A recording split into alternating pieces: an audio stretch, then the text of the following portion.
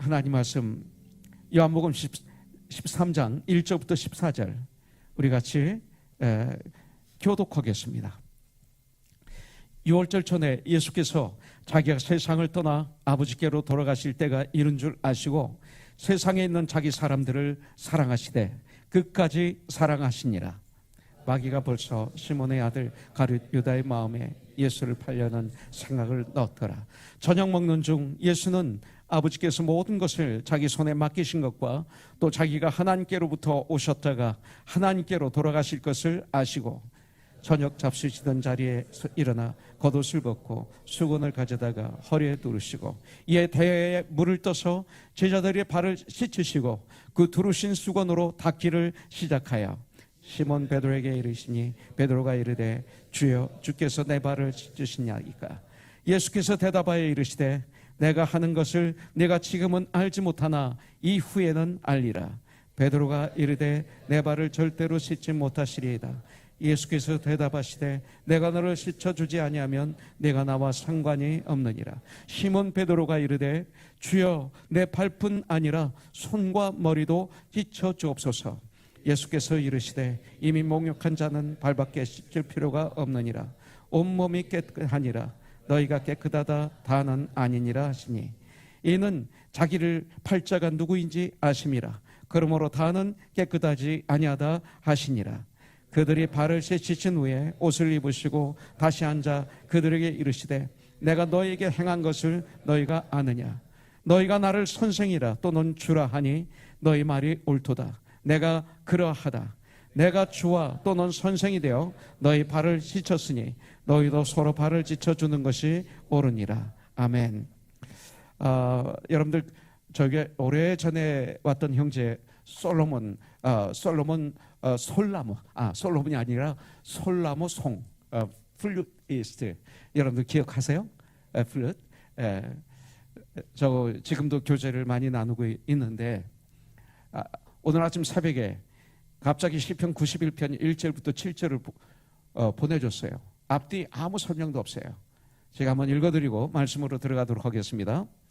아마 우리 교회에 이렇게 우리 교회를 생각하면서 기도하면서 보내준 성경 구절인 것 같아요. 지존자의 은밀한 곳에 거주하며 전능자의 그늘 아래에 사는 자여 주 안에 거하는 자야 이 소리죠. 나는 여호와를 향하여 말하기를 그는 나의 피난처요 나의 요새요 내가 의뢰하는 하나님이라 하리니 이는 그가 너를 새 사냥꾼의 올무에서와 심한 전염병에서 건지실 것이미로다. 그가 너를 그의 기초로 덮으시리니 네가 그의 날개 아래에 피하리로다. 그의 진실함은 방패와 손방패가 되시나니 너는 밤에 찾아오는 공포와 낮에 날아드는 화살과 어두울 때 퍼지는 전염병과 밝을 때 닥쳐오는 재앙을 두려워하지 아니하리로다. 1000명이 내 왼쪽에서 10,000명이 내 오른쪽에서 엎드러지나 이 재앙이 내게 가까이 하지 못하리로다. 이걸 보내줬어요. 여러분들 믿음의 사람들은 하나님의 말씀이 힘이 됩니다. 오늘 이 말씀이 여러분들에게 위로가 되고 힘이 되는 그런 귀한 말씀이 되기를 주님의 이름으로 축복합니다. 요한복음 이 큐티를 우리가 하고 있습니다. 특별히 며칠 전부터 계속 우리는 요한복음 13장을 큐티를 하고 있습니다. 그런데 거기서 아주 중요한 단어 중에 하나가 섬김입니다. 섬김. 그래서 이 말씀을 가지고 우리가 주님의 음성을 듣는 시간이 되기를 원합니다. 여러분들 사실 인생은 사람들은 어디서부터 와서 어디로 가는지 목적 없이 사는 사람들이 사실은 대부분입니다. 예수님을 정말로 모르면 이렇게 됩니다. 그러나 목적이 있는 사람은 흔들리지 않습니다. 또 환경을 이깁니다. 그리고 방황함을 이깁니다. 정말 목적이 있는 사람은 열정이 있습니다. 우리 오늘 종상영제 기도하는데 열정이 있잖아요. 그죠? 여러분들 불같았어요. 분명히 종상영제는 목적이 있는 사람입니다. 목적이 없으면 아멘 안 하네요. 여러분들 목적이 없으면 저렇게 기도할 수 없어요. 그죠? 예. 컴퓨터 엔지니어예요. 예. 또 아주 공부도 많이 했어요. 세상에서 말하는 지성인이라고 얘기합니다. 근데 기도할 때 보면 불입니다. 불. 예. 기도할 때 보면 믿음 하나입니다. 왜냐하면 목적이 있기 때문에 그렇습니다. 우리 성도들은 인생에 대한 분명한 목적지가 있는 사람들입니다. 그 목적지가 있는 사람을 그리스도인이라고 합니다. 세상 사람들은 이 땅을 살고 있지만 목적지가 없습니다. 어디로 가는지 모르고 그냥 가고 있습니다. 죽음의 문제를 해결하지 못했습니다. 그들에게 죽음이 다 옵니다. 그러나 죽음이 뭔지 모릅니다. 단지 이 세상이 끝나는 것, 내가 끝나는 것, 그 다음에 두려움, 무서움 이런 것이 죽음입니다. 그러나 우리는 목적지가 있습니다. 그 목적지가 어디예요? Heaven bound, heaven bound. 천국에 가는 것입니다. 천국을 향해서 우리는 가는 사람들입니다. 손에 손을 잡고 그리고 주님의 그 맡기신 일을 감당하며 우리는 그 목적지를 향해서 가고 있습니다. 목적 있는 일을 하면서 그 목적지를 향해서 가는 사람들이 그리스도인들입니다. 이것을 성경은 진정한 축복이라고 말하고 있습니다.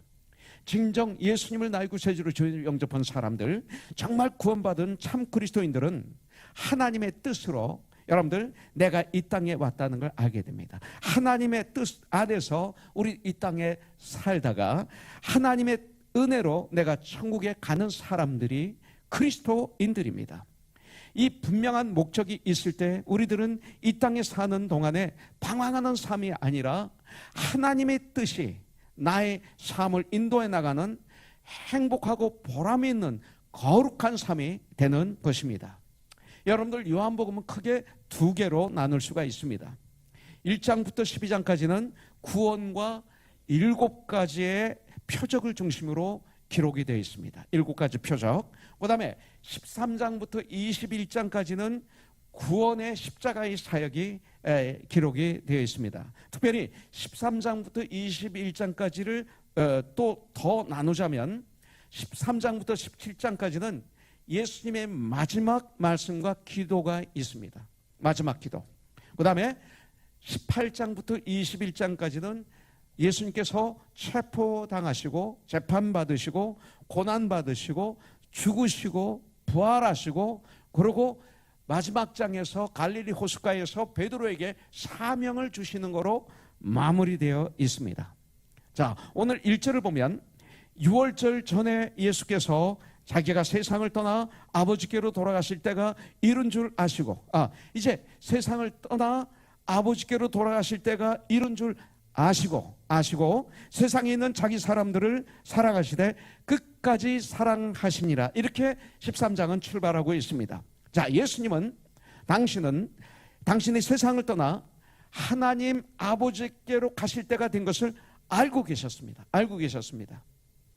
자, 그런데 저와 여러분들은 모릅니다. 저와 여러분들은 내가 언제 세상을 떠날지 알 수 있으면 좋겠는데 그런데 모릅니다. 왜 그렇게 하셨을까요? 우리는 모르기 때문에 우리는 항상 깨어 있어야 하는 것입니다. 항상 깨어 있게 하기 위해서 하나님은 모르게 하신 것 같아요. 네. 대중에 알게 하시는 특수한 경우가 있지만 성경은 너희들은 한 치 앞도 모르는 인간이다 이렇게 알려주고 계십니다. 그래서 이 모르는 것이 축복입니다. 이거는 왜냐하면 모르기 때문에 우리는 항상 깨어 있는 거예요. 언제 죽음이 올지를 몰라요. 내가 죽고 싶은 날 죽나요? 그건 자살이죠. 그건 내 마음대로죠. 내가 아는 게 없어요.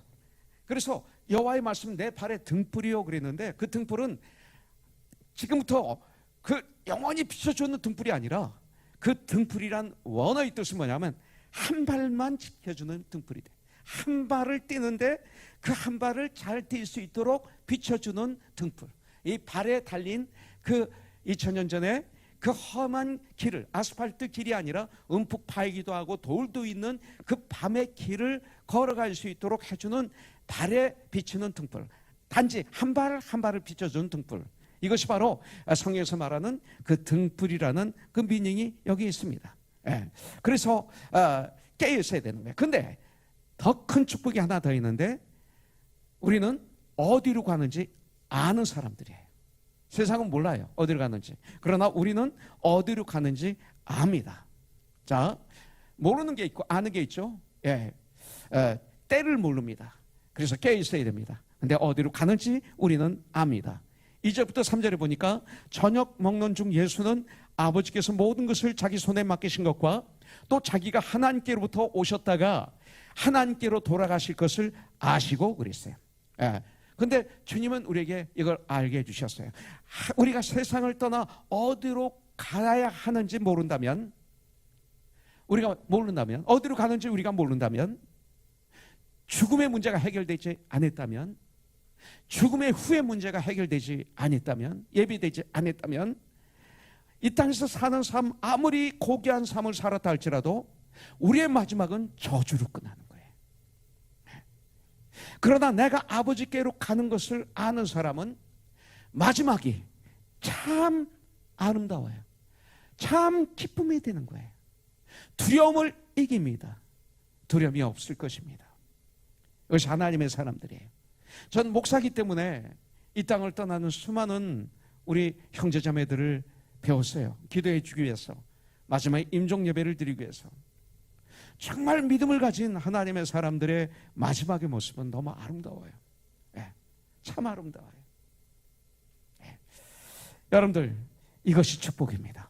자, 그렇다면 아버지께로 가실 것을 아신 예수님이 마지막 하신 일이 뭐냐 이거예요. 그렇다면 아버지께로 가십니다. 이제 가시는데 주님이 마지막으로 하신 일이 뭘까? 이거예요. 1절에 나와 있습니다. 한번 봐주세요. 네. 세상에 있는 자기 사람들을 사랑하시되 끝까지 사랑하시니라. 이거예요. 세상에 남아있는 자기 사람들을 사랑하시되 끝까지 사랑하신 것이 주님이 하신 마지막 일이었어요. 네. 마지막에 예수님은 이 땅에 남아있을 자기 사람들을 사랑하셨어요. 구원받은 하나님의 사람들을 사랑하셨다는 거예요. 이게 무슨 뜻입니까? 저는 큐티를 하면서 묵상을 해봤습니다. 때때로 우리 밖에서, 여러분들 세상에서 우리가 남에게 친절을 베풀고 다닙니다. 네. 또 사랑을 표현합니다. 그래서 우리가 인정받습니다. 그러나 주님이 맡겨주신 나의 가족들 어떻게 하고 계십니까? 그리고 주님이 우리들에게 한 몸을 이루게 하셨어요. 머리는 예수요, 우리는 몸이라고 그랬어요. 그래서 우리를 지체라고 그럽니다. 지체. 그래서 교회, 이 지체들에게는 사랑을 베풀지 못하는 것을 많이 보게 됩니다. 예. 우리가 이웃을 사랑해야 되지만 여러분들 동시에 자기 가정을 잘 다스리는 자가 돼야 돼요. 지체들을 진정 사랑하는 자가 돼야 됩니다. 여러분들이 그렇게 하고 있다고요? 아니에요. 그렇지 않아요. 그래서 얘기가 나오는 거예요. 네.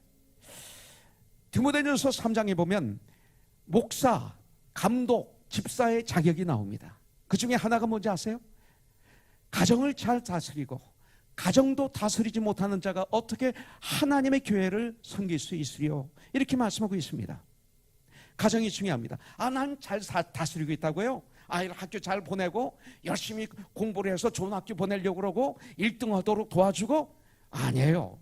그것 중요합니다. 공부 잘하는 것 중요하고 좋은 학교 가는 것 중요하지만 그보다 더 중요한 것이 있습니다. 나의 아이를 건강하게 키우고 있는가, 건강한 전신, 건강한 육체, 건강한 삶이 되도록, 그리고 내 아이가 있으면 그 주위가 윤택하도록 하는 그런 하나님의 사람으로 내가 지금 양육하고 있느냐, 이거예요. 예. 그 다음에 중요한 것이 공부 잘하는 거예요. 그리고 좋은 학교 가는 거예요. 그런데 우리 부모들은 속아요. 그것이 좋은 학교 보내는 게 내 일이고 공부 잘하는 게 내 일이다. 아닙니다. 여러분들이 원하는 거지 그 아이들이 일이 아니죠.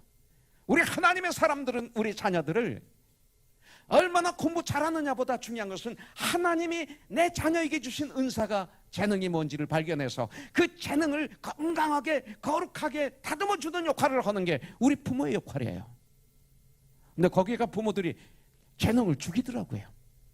죽이고 내가 원하는 걸 막 주입시켜서 아이들을 캄캄한 구덩이에 파묻어 버리더라고요. 그거 아니죠. 이게 사랑이에요. 이게 먼저 사랑이에요. 사랑. 이것을 하라는 거예요. 여러분들 이걸 하고 있느냐 이거죠. 교회도 마찬가지입니다. 자, 제가 조금 더 설명해 드릴게요. 여러분들, 예수님은 당신에게 오는 사람들에게 먹을 것을 주셨고 병도 고쳐주셨습니다. 그런데 예수님의 마지막 삶은 당신의 제자들과 함께 하셨다는 거예요. 그리고 그들을 끝까지 뜨겁게 사랑하셨어요. 이렇게 예수님의 제자들을 사랑하자 그 다음에 어떤 일이 나요? 그래서 중요한 건 우선순위가 뭐예요? 진정 하나님의 가정이 되게 하시라는 거예요. 여러분들, 제가 어렸을 때 교회 다닐 때 이런 얘기를 많이 들었어요. 나는 목사님들 중에 나는 주님의 일을 위해서 내 가정을 희생했노라. 난 그게 옳은 줄 알았어요. 이게 얼마나 비성서적인지 나중에 알았어요. 내 가정을 교회가 되지 못하게 하면 이웃도 교회를 되게 하지 못하는 거예요. 가정을 팽개치고 저 멀리 가서 성교하고 있으라고 그랬어요. 성경은 아니에요. 내 가정이 교회가 되게 해야 돼요. 예루살렘부터 온 유대와 사마리아 땅까지지. 예루살렘을 버리고 나 삶의 현장을 버리고 내 가정을 버리고 정말 내 주위 사랑할 사람들을 버리고 먼 데 가서 있으라는 건 아니에요. 그건 잘못된 거예요. 여러분들 지체를 사랑하지 못하면 이웃도 사랑하지 못해요. 이걸 우리가 알아야 돼요. 그리고 두 번째 중요한 게 뭐냐면 이렇게 예수님의 제자들을 사랑하자 마귀는 그냥 넘어가지 않아요. 2절에 보니까 마귀가 벌써 시몬의 아들 가룟 유다의 마음에 예수를 팔려는 생각을 넣었더라 그랬어요. 유다는 12명의 제자 중에 하나죠. 자, 이 말씀을 통해서 우리가 배워야 될 것은 뭐냐면 사랑하는 장소에는 반드시 마귀의 유혹이 있다. 이걸 배워야 돼요. 왜냐하면 마귀는 우리가 서로 사랑하는 것을 절대로 보고 있지 못해요. 이걸 제일 싫어해요. 그래서 요한복음 17장에 보면 주님의 마지막 기도가 나오는데 21절에 보면 아버지여, 아버지께서 내 안에 내가 아버지 안에 있는 것 같이 저들도 다 하나가 되어 우리 안에 있게 하사 세상으로 아버지께서 나를 보내신 것을, 세상으로 아버지께서 아들을 이 땅의 구원자로 메시아로 보내신 것을 믿게 하여 주시옵소서. 하나가 됐을 때 믿어요. 그래서 이 마귀는 사랑이 없는 가장 가까이 있는 사람을 유혹해. 자, 함께 있는데 그 중에 가장 사랑이 없는 사랑이 없는 사람을 유혹해요. 유혹해서 자기의 도구로 이용하여 하나가 되지 못하게 하는 거예요. 분리를 시키는 거예요. 자, 마귀가 노린 대상이 이런 사람입니다. 마귀는 가장 가까이에 있는 예수님의 제자 중 한 사람을 겨냥하고 있었어요. 그리고 그를 노예로 부렸습니다. 자, 이 말은 뭐예요? 예수님의 사랑이 없으면 교회 안에, 우리는 교회입니다. 우리가 저와 여러분들 가운데 내 안에 예수님의 사랑이 없으면 뭐가 된다? 세상의 노예가 된다? 마귀의 노예가 된다. 이게 공식이에요. 예수님의 제자들 중 사랑이 없는 사람이 누구예요? 12명의 제자 중 자기로 가득 찬 사람, 자기 생각으로, 자기 고집으로, 자기 감정으로, 자기가 하고 싶은 거로 가득 찬 사람, 이거 안 하면 견디지 못하는 사람. 성경은 또 그를 도둑이라고 그랬어요. 저는 도둑이라. 이 소리를 들은 제자가 누구예요? 그리고 조금만 틈만 나면 불평해요. 옥합을 곁들여 예수님의 팔을 머리로 닦아드리니까 불평해. 조금만 보면 옆에서 불평해서 제자들을 선동시켜요. 이런 사람이 누굽니까? 불평하는 자. 조금만 틈만 나면 분리시키려 하는 자였어요. 그는 바로 가롯 유다였습니다. 마귀는 바로 그런 가롯 유다에게 들어간 것이에요. 여러분들 예수님의 제자 중에 한 사람이 예수님을 배반했어요. 12명의 제자 중에 한 사람이. 그 타격이 얼마나 심했을까요? 여러분들, 그렇습니다. 마귀는 일반 사람들을 공격하는 거 아닙니다. 예수님의 제자들을 공격했어요. 여기서 우리가 배워야 될 게 뭡니까? 마귀는 리더들을 공격합니다. 영적인 지도자들을 공격합니다. 교회 지도자들을 공격합니다. 목사님들을 공격합니다. 직분자들을 공격합니다. 목장의 목자들을 공격합니다. 그럼 되는 것이기 때문에 지도자들은 특별히 마귀의 계계에 대해서 아주 센시티브해야 됩니다. 그런데 이런 어려운 속에서도 예수님은 제자들을 끝까지 사랑하셨어요. 어떻게 사랑하셨어요? 자, 그 사랑의 표현이 바로 제자들의 발을 씻어주는 것입니다. 4절에 보니까 저녁 잡수시던 자리에서 일어나 겉옷을 벗고 수건을 가져다가 허리에 두르시고 그랬어요. 네, 장소가 나옵니다. 제자들과 저녁을 드시던 곳입니다. 예수님과 그 제자들은 이미 저녁 식사를 했어요. 하다가 중간에 일어난 사건입니다. 그런데 그 당시 이스라엘은 이 길이 아스팔트로 되어 있지 않고 사막지대이기 때문에 이 길을 걷게 되면 샌들을 신었기 때문에 이 발이 먼지투성이가 됩니다. 그런데 이 먼지가 무릎까지 올라오게 되는 것입니다. 그래서 이스라엘의 풍습 중 하나는 손님이 먼지투성이에 된 길을 걸어오느라 발이 더러워져 있기 때문에 집에 도착하면 그 집의 하인들이 손님의 발을 씻어주는 풍습이 있었습니다. 그래서 집 앞에 항아리에 물을 담아놨죠. 바로 이 발을 씻는 물이었습니다. 그런데 오늘 본문의 말씀은 가만히 앞뒤 문맥을 통해서 보면 어느 누구도 일어나서 그 사람들이 발을 씻겨준 사람이 없는 것을 알 수가 있습니다. 특별히 누가복음 22장에 보면 이 같은 사건이 거기 등장하는데, 여기 보면 유월절 전 이 저녁 식사의 자리에서 제자들 사이에 분쟁이 일어났어요. 어떤 분쟁이 일어났어요? 누가 더 크냐? 누가 더 큰 자인가? 이거로 인해서 다툼이 일어났던 것을 볼 수가 있어요. 지금 제자들은 어느 누구도 일어나서 발을 씻어줄 마음이 없었던 거예요. 지금 제자들의 발, 예수님의 발은 먼지가 많이 묻어있는 상태라는 뜻입니다. 아무도 발을 안 씻어주신 거예요. 그냥 상징적으로 예수님께서 일어나 발을 씻어준 게 아니라 정말 발이 지금 먼지로 더러워진 상태에서 들어와서 앉아서 지금 밥을 먹고 있는 거예요. 그런데 예수님이 그 발을 보신 거죠.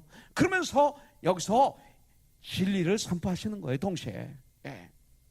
여러분들, 바로 그래, 씻어줄 마음이 제자들이 없었는데, 근데 예수님은 그들의 더러운 발을 보시고 자기 발도 더러웠겠죠. 근데 제자들의 그 더러운, 몸지로 더러운 그 발을 보시면서 어떻게 돼요?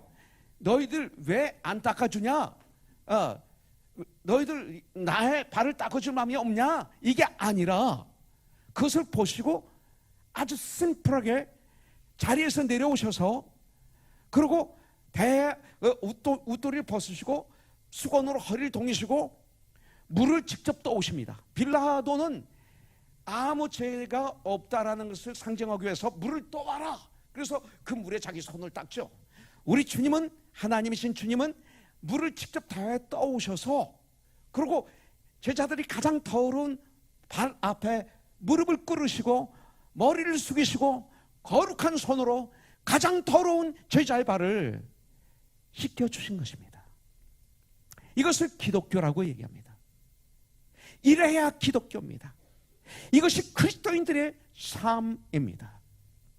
이러면 삶을 살 때 그들은 참 그리스도인이다 라는 소리를 듣게 되어 있습니다. 예수님을 따르는 뿌리들이다, 이 소리입니다. 이것이 바로 예수님의 사랑의 증거입니다. 사실 이것이 참 기쁨입니다. 그냥 상징으로 발을 닦아주신 게 아니라는 거예요. 여러분들, 인간의 육신은 대접을 받고 싶어 합니다. 가만히 앉아서 명령하고 싶어 합니다. 높은 자리에 앉고 싶어 합니다. 이 시대 많은 교회가 여기에 물들어 있어요.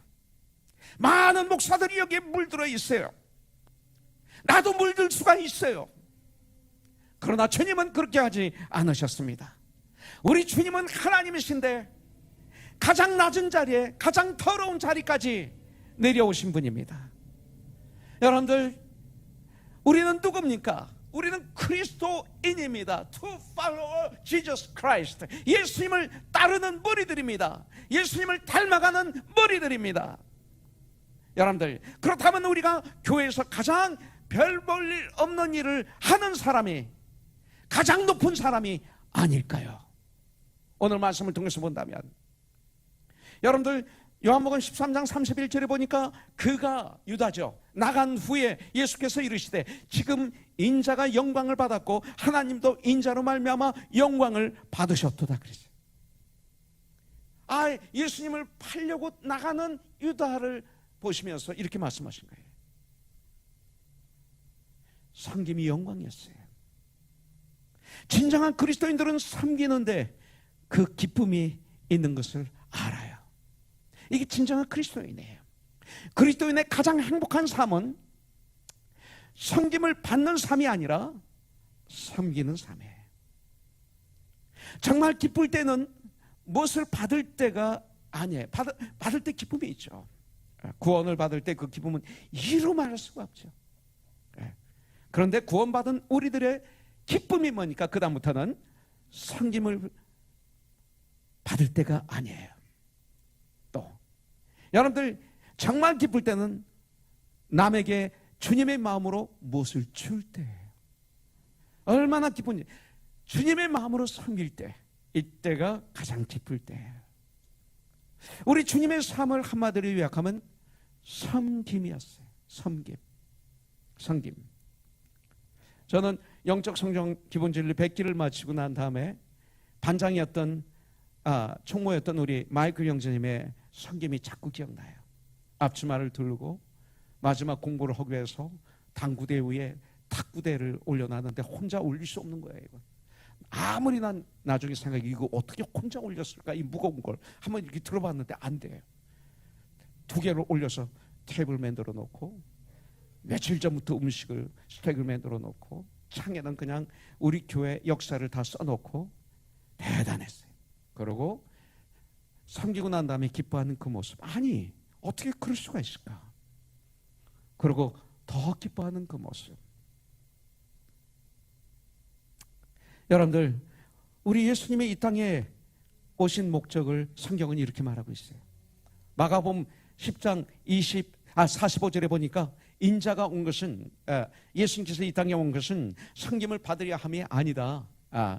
도리어 섬기려 하고 자기 목숨을 많은 사람의 대속물로 주려 함이라. 자, 섬기려 하고 자기 목숨을 많은 사람들의 대속물로 주려 함이니라. 여러분들 이건 암송하셔야 돼요. 마가복음 10장 45절. 여러분들 암송해야 돼요. 예수님이 이 땅에 오신 목적이 섬기기 위해서 오신 거예요. 여러분들, 사람들은 부족한 것이 많기에 다른 사람으로 인해서 섬김을 받아야 살 수 있어요. 이것이 인간입니다. 그래서 우리들은 절대 혼자 살 수가 없어요. 누군가로부터 섬김을 받아야 되는 것이 인간입니다. 그래서 태어나서부터는 부모로부터 섬김을 받습니다. 가족으로부터 섬김을 받습니다. 그리고 주위 친구들로부터 섬김을 받습니다. 교회 지체들로부터 섬김을 받아야 됩니다. 이건 무슨 소리야? 크리스찬은 섬기는 거라고 그랬는데 섬김을 또 받아야 되네, 이렇게 생각하실지 모릅니다. 그러나 여러분들, 우리 주님은 몸을 비유해서 말씀을 많이 하십니다. 자, 눈이 보는 곳으로 섬기잖아요. 그래서 발로 걸어갈 때 눈으로 보면서 내가 계단이 있는데 그걸 모르게 하지 않고 알게 해서 계단을 내려가게 도와주고 섬기는 거죠. 발은 걸어가면서 섬기고, 손은 넘어지려고 할 때 잡아주는 걸 섬기고, 남을 붙들어주는 걸로 섬기고, 남을 도와주는 걸로 섬깁니다. 그리고 귀는 듣는 거로 섬기고, 입은 말하는 거로 섬기고, 먹는 거로 섬기고, 코는 호흡하는 거로 섬기고, 다 섬기죠. 그런데 보니까 섬김을 받고 있어요. 서로들 섬김을 받고 있어요. 이것이 크리스찬이에요. 이것이 크리스찬이에요. 그래서 인간은 섬김을 받아야 돼 있다 이거예요. 그래서 우리 주님은 이 땅에 오신 것이 뭐냐면 섬김을 받기 위해서가 아니라 섬김을 받아야만 살 수 있는 인간들을 섬기기 위해서 오신 주님이라고 알려주시는 것입니다. 주님이 아니고는 우리가 섬김을 알 수도 없고 배울 수도 없고, 그 섬김이 마지막은 죽음이라는 것, 부활이라는 것을 절대 알 수가 없어요. 우리 주님은 병든 자를 치료해 주셨습니다. 섬기셨습니다. 우리는 병든 자를 위해서 기도할 수 있습니다. 여러분들, 마음의 아픔과 고통을 받는 사람들을 위로해 주셨습니다. 섬기셨습니다. 여러분들, 캄캄한 어둠 가운데 방황하던 우리들에게 천국 복음을 증거하셔서 구원받게 하시고 영생을 주시고 옳은 길로 인도해 주셨어요. 섬겨주셨습니다. 죄인들을 구원하시기 위해서 마지막 하나밖에 없는 당신의 목숨을, 생명을 바쳐서 죽기까지 우리를 섬겨주심으로 내가 회개하고 예수를 믿음으로 말미암아 죄의 용서함을 받게 해주셨습니다. 섬김의 절정입니다. 우리 주님의 삶을 되돌아보면 섬김 자체였습니다.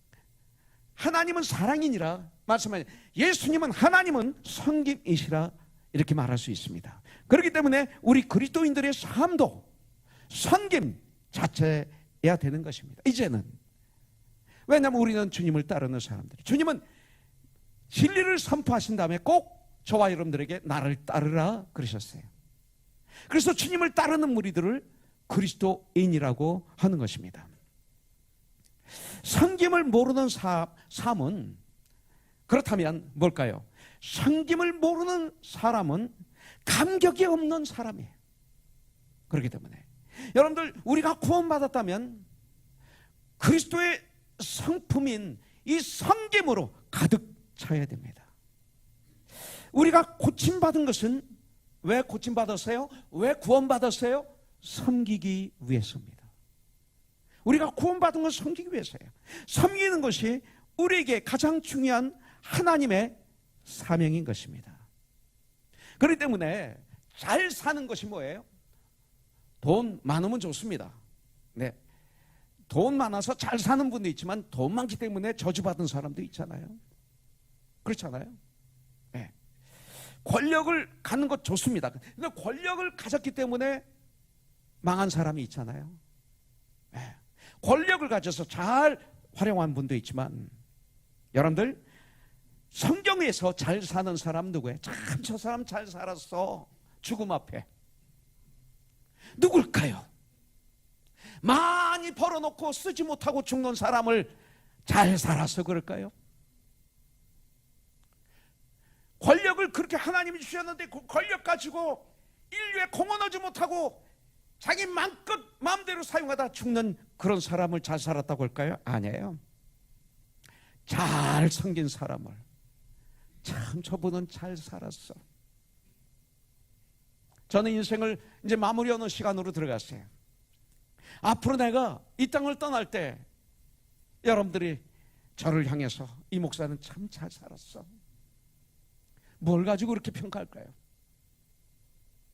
이 목사는 참 잘 섬겼어, 그래서 잘 산 거야. 난 이 소리 듣고 싶어요. 이거 아닐까요? 이것밖에 남지 않잖아요, 여러분들. 그런데 이 섬김의 삶은 꼭 sacrifice, 이 희생에 따라요. 타인을 위한 삶이 돼요. 이것이 바로 예수님의 사랑하는 마음이에요. 이번에 제가 이스라엘 갈 때 제 아내가 저한테 그래요. 철아빠, 우리 김영일 권사님 모시고 가. 이스라엘 한 번도 못 갔대. 그리고 그 김영길 총장 남편이 돌아가시고 난 다음에 사람들 앞에서는 담대히 복음을 전하고 하지만 이렇게 있을 때 아직 아파해. 인간이기 때문에. 아브라함이 사라가 죽고 난 다음에 일주일 동안 울었잖아요. 이게 크리스찬이에요. 괜찮아요. 영은 천국에 갔지만 육신과 떨어진 거에 대한 아픔을 여러분들 누리세요. 우세요. 돌아가셨을 때 우리는 잔치해야 된다. 그거 잘못된 거예요. 우세요. 잠깐 떨어져 있는 아픔을 누리세요. 그게 크리스찬이에요. 그 다음에 일어나서 이러는 거예요. 할렐루야. 이게 크리스찬이지. 내 사랑하는 분이 돌아가셨는데 장구치고 춤추면서 할렐루야, 이게 안 되는 거예요. 그거는 이상주의자예요. 말도 안 되는 거예요.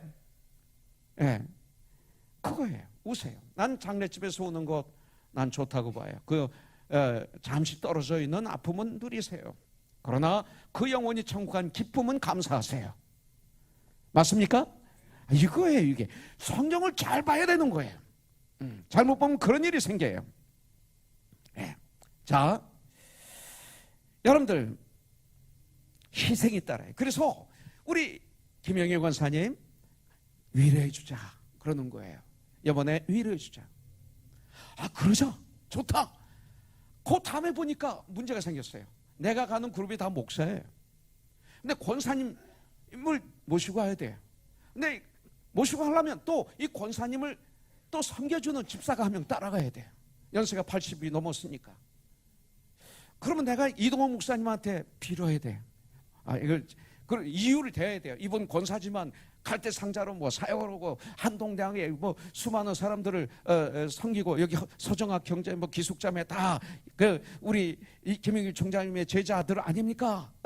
그러니까 목사 이상의 사역을 했으니까 자격이 됩니다. 엉뚱하게 막 이유를 갖다 붙이고 막 그러면서 협박을 했더니 당신의 아들도 한동대 출신 아닙니까? 하면서 했더니 노를 어떻게 해 이분이?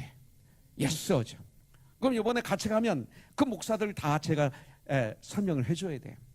그리고 우리들이 섬겨야 돼. 어디 가든지 두 분을 섬기고 그리고 끝난 다음에 한 3일을 제가 섬기기로 돼 있어서 돈도 들어가고 시간도 들어가고 정성도 들어가고 희생이 있다는 거예요.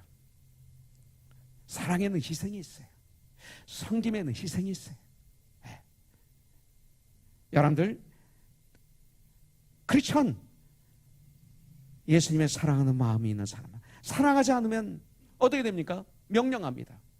따집니다. 비판합니다. 높은 자리 원합니다.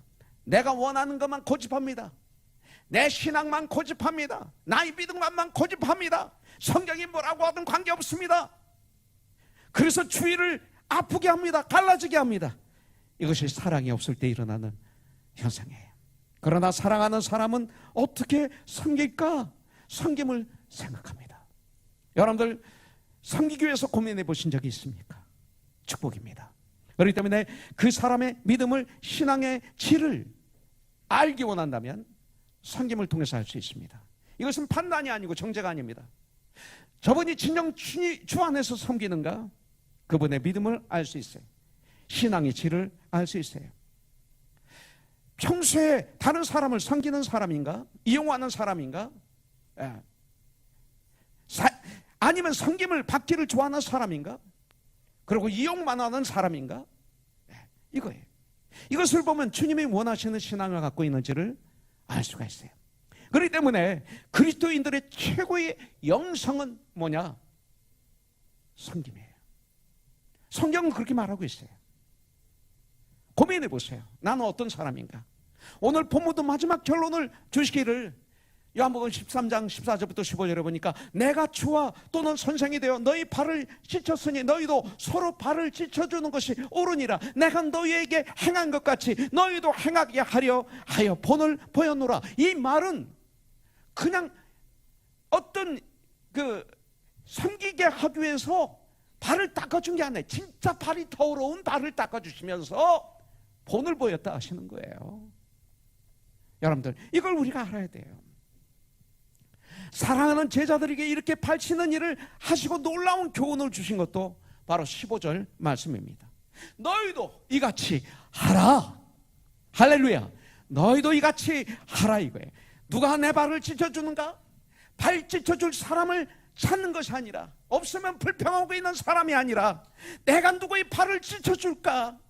발 씻겨줄 사람을 찾으라는 것입니다.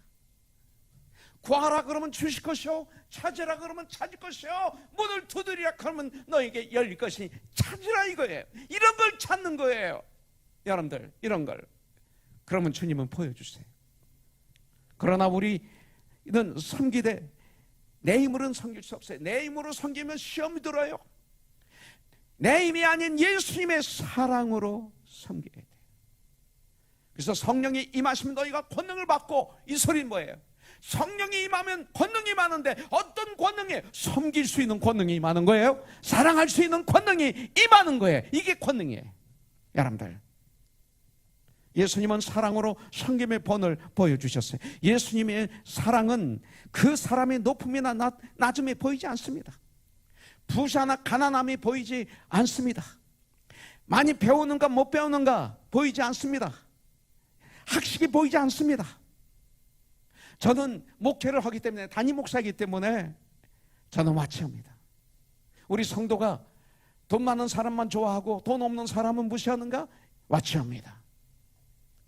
권력 있는 사람만 뒤쫓아가고 권력 없는 사람은 무시하는가? 저는 와치합니다. 그리고 나 자신이 조심합니다.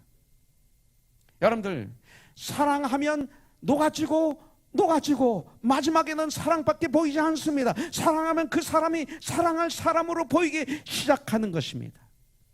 그래서 요한복음 13장 14절에 보니까 내가 주와 또 넌 선생이 되어 너희 발을 씻었으니 너희도 서로 발을 씻어주는 것이 옳다, 틀리다가 아니라 옳으니라 알려주고 있습니다. 세상적인 상식은 제자가 스승의 발을 씻어주는 것이 당연합니다. 사랑하지 않으면 절대로 선생이 제자들이 발을 씻길 수가 없습니다. 사랑하지 않으면 내가 너희들을 가르치느라고 얼마나 수고를 했는지 너희들 알아야 돼. 저가 나를 씻겨야지. 내가 너를 어떻게 씻겨? 네가 나를 씻어줘야지. 근데 너는 왜 안 씻어주지? 세상입니다. 그러나 1절에서 6월절 전에 예수께서 자기가 세상을 떠나 아버지께로 돌아가실 때가 이른 줄 아시고 세상에 있는 자기 사람들을 사랑하시되 끝까지 사랑하시니라, 이겁니다. 여러분들, 사랑이 있으면 다른 사람에게 관심을 갖게 됩니다. 섬김을 받으려 하는 것은 진정한 사랑이 내 안에 없다는 것입니다. 섬김을 받고 싶어 해요? 내 안에 사랑이 없구나 알면 됩니다. 여러분들, 5절부터 6절에 보니까 이에 태에 물을 떠서 제자들이 발을 씻으시고 그 두르신 수건으로 닦기를 시작하여 시몬 베드로에게 이르시니 베드로가 이르되 주여 주께서 내 발을 씻으시나이까요? 8절, 베드로가 이르되 내 발을 절대로 씻지 못하리이다. 예수께서 대답하시되 내가 너를 씻어주지 아니하면 내가 나와 상관이 없느니라. 섬기지 않으면 나와 상관이 없어. 왜 선생님이, 왜 제자들이 발을 씻기셨을까요? 서로 섬기지 않으면, 서로 사랑하지 않으면 주님과 아무 관계 없어요. 교회 아무리 사람이 많이 모였어도 촛대가 옮겨진 교회가 되고 만 거예요. 주님과 관계가 없어요. 성경이 이렇게 말씀하고 있어요. 여러분들, 사랑할 때, 서로 섬길 때 내가 참 그리스도인인 것이 증명되는 거예요. 성경이 오늘 그렇게 말하고 있어요. 요한복음 13장 7절에 보면 예수께서 대답하여 이르시되 내가 하는 것을 네가 지금은 알지 못하나 이후에는 알리라. 예. 지금 이 말씀을 통해서 깨닫는 것은 예수님이 지금 제자들이 발을 씻기시는 것이 앞으로 질 십자가의 사역을 두시게 하신 말씀이기 때문에 너 지금은 몰라. 그러나 이 다음에 알게 될 거야. 이 말은 십자가에서 달리신 예수님, 십자가에서 온 편물을 쏟으시고 죽으신 예수님, 이것이 최고의 최상의 섬김이었다. 예수님이 고난을 당하시고 우리의 죄를 위해 십자가에 못 박혀 죽으신 일이 최상의 섬김이셨다. 결국 섬김은 이꼴 사랑입니다. 마태복음 20장 28절에 보면 똑같은 말이 있어요. 인자가 온 것은 섬김을 받으려 함이 아니라 도리어 섬기려 하고 자기 목숨을 많은 사람의 대속물로 주려 함이니라. 마가복음 10장의 말씀과 똑같은 말씀이 나오죠. 목숨을 바치신 섬김, 고통을, 멸시를 참으신 참 섬김이셨어요. 주님은 섬김을 보여주신 거예요. 그러면서 Follow me, 나를 따르라 하신 거예요. 성경에 다 나와 있어요. 섬김을 보여주셨어요. 이 시대 교회가 이것을 이그노시켜요. 우리는 형식적으로는 얼마든지 발을 씻길 수가 있어요. 사실 수련회 가서 또 어떤 장소에서 세족식을 많이 합니다. 먼지가 묻어있지 않은 발을 닦아주니까 문제가 되는 거예요. 예수님이 닦으신 발은 먼지가 묻어 있었어요. 근데 먼지가 묻어있지 않은 깨끗한 발을 닦아주니까 그 세족식에 아무 능력이 없는 거예요. 무슨 말인지 알아들으세요? 형식으로 끝나는 거예요. 굉장히 중요한 얘기예요. 지금 우리 한국교회가 얼마나 세족식합니다. 합니까? 왜 더러운 발을 좀 닦아주지? 왜 깨끗한 발을 세족식할 때 다 발 닦고 와요 또? 그게 무슨 세족식입니까? 내가 너무 이걸 과격하게 해서 미안합니다. 흥분한 것 같은데 조금 절제하겠습니다. 아주 화나면 안 되지. 이건 너무 마음이 아파. 여러분들 세족식 해봤지? 그런 세족식. 그 아무 소용없어요. 더러운 발을 닦아주세요. 할렐루야. 왜 아멘들을 안 해? 에? 저기도 안 하네. 에. 아멘. 들렸다. 에. 여러분들 농담 같지만 굉장히 중요합니다. 거기에 참 섬김, 참 사랑이 중심에 있어야 돼. 감정만 있으면 안 돼. 삶 가운데 섬김으로 이어지고 있는가, 이것이 중요해. 내 삶 가운데 여러분들 얼마든지 섬김을 말하고 섬김을 설교하고 섬김을 가르칠 수가 있습니다. 그러나 십자가는 그렇게 할 수가 없습니다. 여러분들 자신의 하나밖에 없는 생명을 바치는데 무슨 가식이 있겠습니까? 다시 말하면 내가 너희들을 위해서 앞으로 십자가를 질 것이다. 너를 살리기 위해서 내가 죽을 것이다. 너를 용서하기 위해서 내가 고통을 받을 것이다 라고 말씀하고 있는 거예요. 십자가를 지시고 죽으신 것은 지상 최고의 최상의 섬김이었습니다. 그래서 그 핏값으로 구원받은 우리들입니다. 그렇기 때문에 섬김은 겸손의 또 다른 표현입니다. 겸손, 섬김, 사랑 하나입니다. 교만한 사람이 어떻게 무릎을 꿇고 제자들의 발을 찢어줄 수 있겠습니까? 섬겨주지 않으면 화를 내고 섬김을 받으면서 다른 사람을 무시하고, 교회 안에 이런 일이 얼마나 많이 일어나고 있어요.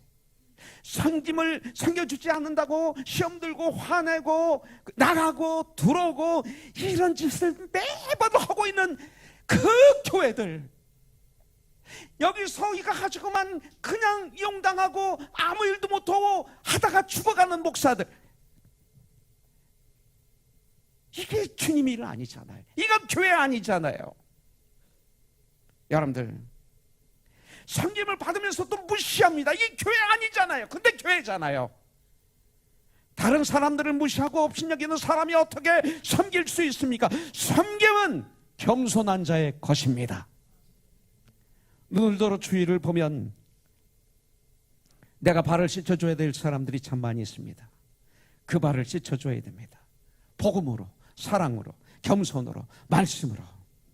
그렇게 십자가를 지고 이웃을 향해 우리 나가야 됩니다.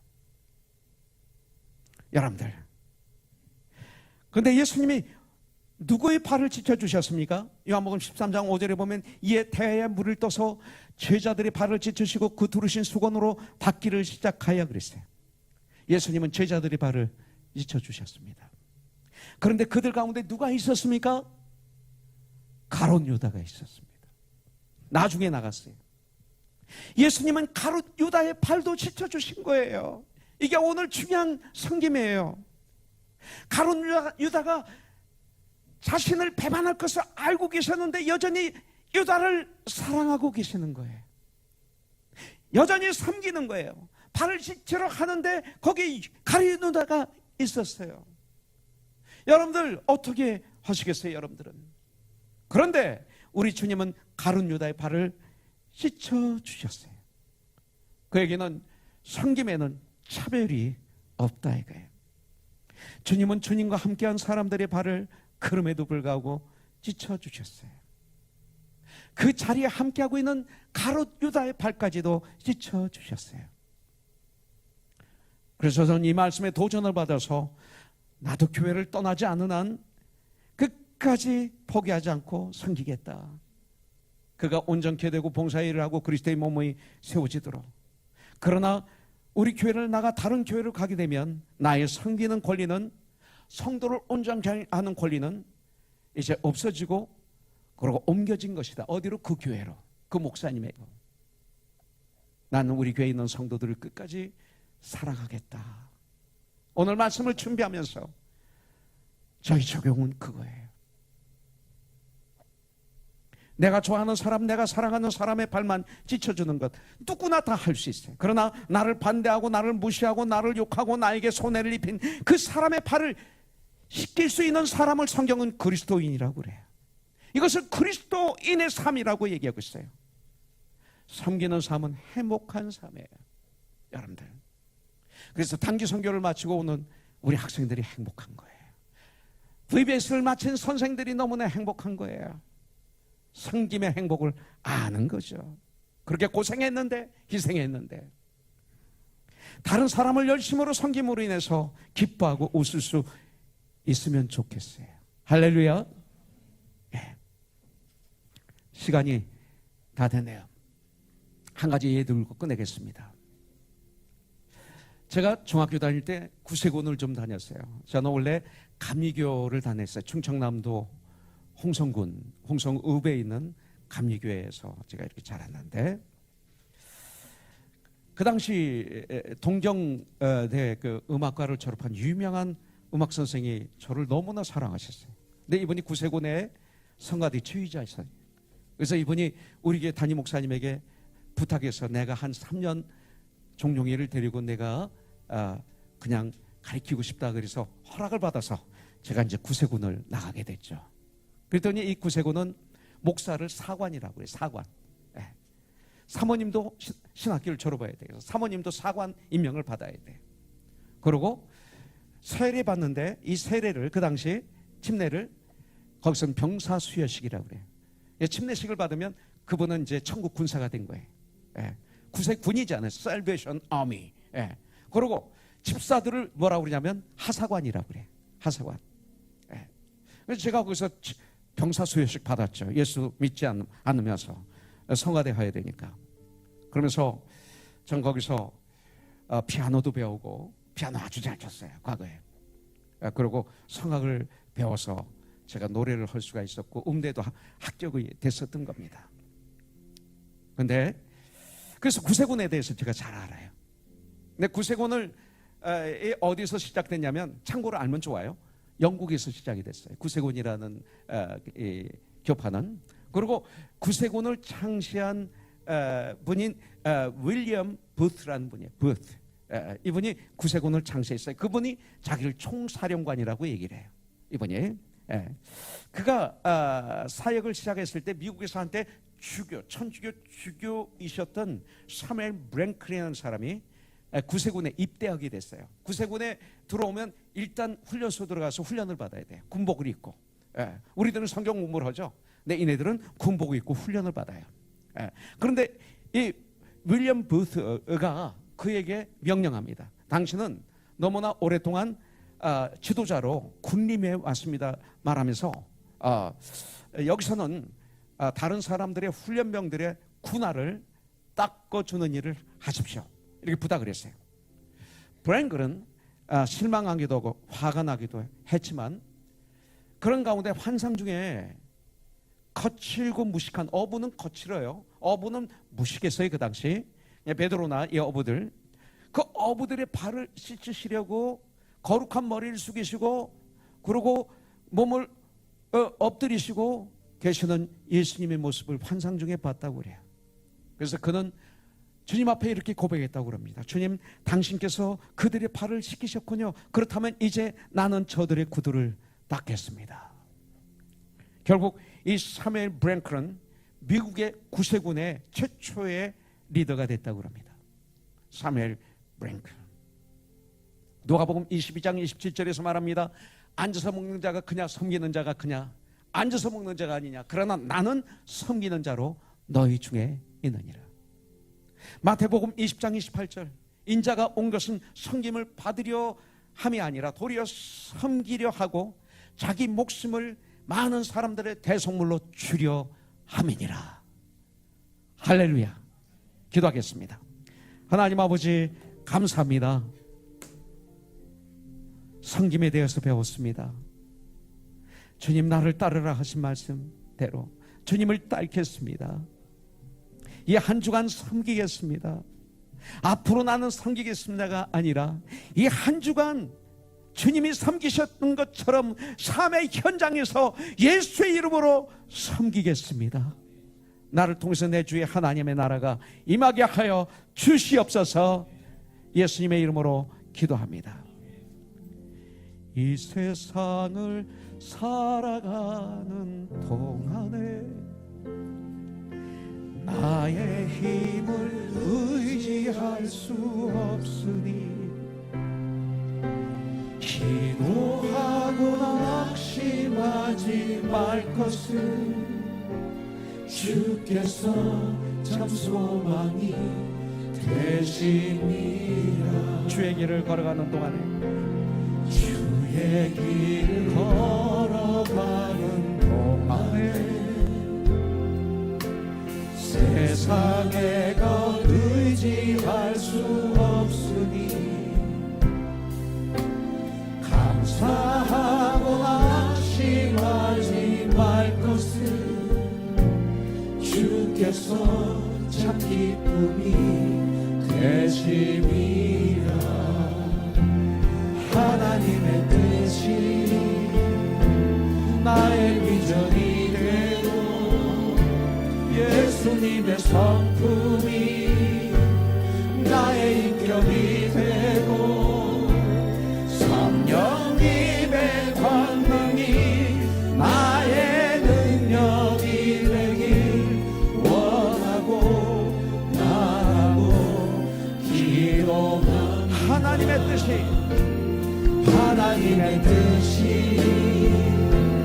나의 비전이 되고 예수님의 성품이 나의 인격이 되고 성령님의 권능이 나의 능력이 되길 원하고 바라고 기도하고 원하고 바라고 기도합니다. 하나님 아버지 감사합니다.